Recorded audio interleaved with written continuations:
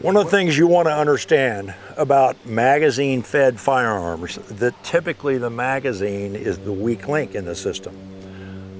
Lots of advantage, and it makes easier loading and unloading the weapon, and certain functional reliability is dependent upon the quality of the magazine, and quite honestly, how well the magazine spring still works. A lot of people don't understand that magazine springs, if you keep them compressed, despite what some engineer may tell you, is they do soften with age. And I have a plan, and what I try to execute that plan is that I have certain magazines that are loaded and other magazines that are unloaded. That way the spring tension and the overall condition of the magazine can somewhat be regulated. Think of it in terms of how you rotate the tires on your car. Most of us try to maintain a schedule, 6,000, 8,000, 10,000 miles, whatever, that if we want maximum utility of our tires.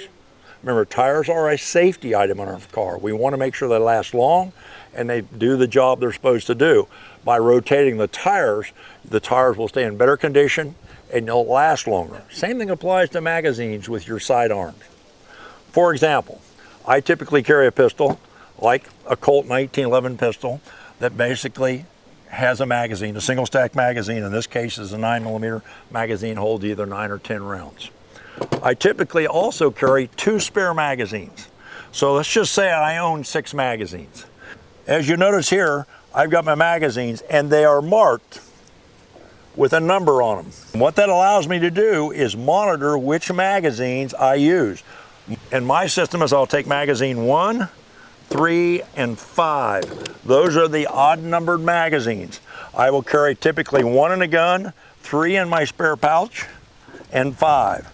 So I know that when I charge my weapon with magazine number 1 and put it in my holster, that these are the magazines that are what I call in my current rotation. Those are the ones I'm going to carry. I like 6 months, but I'll be honest with you, sometimes it goes longer.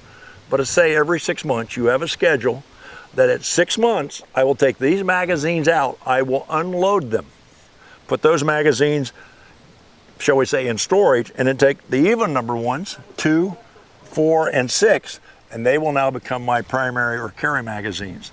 It's a simple system. You can use a Sharpie, you can use a scribe, you can use an electric pencil. The point is that you mark the magazines. Some people like a piece of tape, whatever, so that you know which magazines are the ones that are in your rotation. Remember, magazines, again, like tires in your car, wear out. They must be replaced periodically. This way you can kind of monitor which ones, if you're out to range, and let's say number 2 is giving me problems, I know right away that this magazine, either 1 needs replaced, or number 2 maybe to be relegated to just simply a range magazine for practice. Simple system.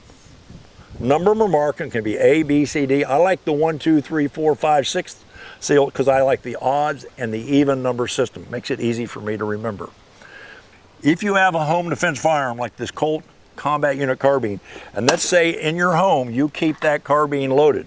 Again, let's say you have 2 magazines. I number them 1 and 2. I may keep number 1 in the gun for say 6 months. 6 months later, I decided I'm going to unload this magazine and load number 2.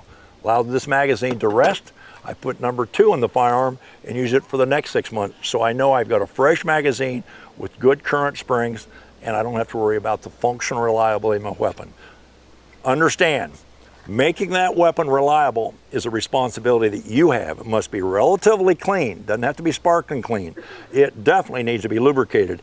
And you got to use quality magazines and do not fail to rotate them. Just like the tires in your car. Fail to rotate them, your tire life will be very short, and quite honestly, your safety and security of your family may be jeopardized.